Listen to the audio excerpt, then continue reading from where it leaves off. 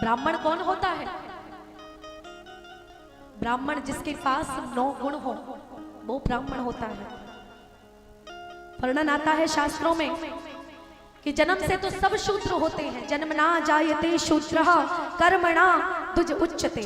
कर्म से ही इंसान पूजनीय बनता है। कर्म से, जन्म से तो सब शूद्र होते हैं और संस्कारों के द्वारा वो वर्णों में आता है, कर्मों के द्वारा वो वर्णों में आता है। ब्राह्मण में 9 गुण होने चाहिए। कौन कौन से 9 गुण? तपस्वी, संतोषी, क्षमाशीलो, जितेंद्रियः, दाता, शूर, दयालुश्च ब्राह्मणो नवरभिण गुणै है। ये 9 गुण जिसके अंदर होते हैं वो ब्राह्मण होता है। मनुस्मृति में लिखा है, विधाता शासिता वक्ता मो ब्राह्मण उच्यते तस्मै ना कुशलम बुन्यान शुष्काम गिरि मीर्ययेत्। शास्त्रों का रचयिता, सत्कर्मों का अनुष्ठान करने वाला, धर्म करने वाला, शिक्षा देने वाला, जो ब्रह्म को जानता है वो ब्राह्मण होता है। ब्राह्मण वही जो ब्रह्मा विछणे, बाहर जाता भीतर आने, पांचों बस करे असत्य न भाके, दया जनेऊ हृदय राखे, आत्म विद्या पढ़े पढ़ावे, परमात्म का ध्यान लगावे, काम क्रोध मद लोभ न होई, चरण दास कहे ब्राह्मण सोई। वही ब्राह्मण होता है जो ब्रह्म के प्रति भाव रखता है, ब्रह्म को जानता है। यो जानाति ब्रह्म स ब्राह्मणा।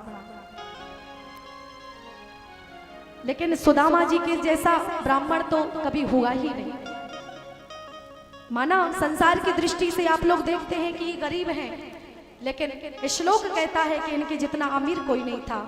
कृष्णस्यासीत सखा कश्चित् ब्राह्मणो ब्रह्म वित्तमः। ब्रह्म यानी परमात्मा और वित्त यानी कि वित्त मंत्री। वित्त मतलब पैसा, अर्थ मंत्री। जिसके पास ब्रह्म रूपी वित्त हो उससे ज्यादा अमीर इस दुनिया में कोई नहीं हो सकता है। जिसने परमात्मा को अपना धन बना लिया, मान लिया, वही भैया ब्राह्मण है। और इनके अंदर यही है। सुदामा जी ने परमात्मा को ही धन मान लिया है, सारी की सारी इंद्रियों को अपने वशीभूत कर लिया है, इंद्रियों से जो विरक्त हो गए हैं, ऐसे सुदामा जी हैं। इनकी आत्मा बिल्कुल शांत स्वभाव है। शांत आत्मा सह प्रशांत आत्मा। ब्राह्मण वही होता है जिसके पास ब्रह्म रूपी धन हो और जिसकी आत्मा शांत हो, ना कि हमेशा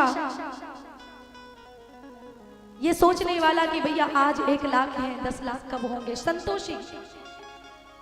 हालांकि इनकी जो पत्नी है उनको दरिद्रा बताया,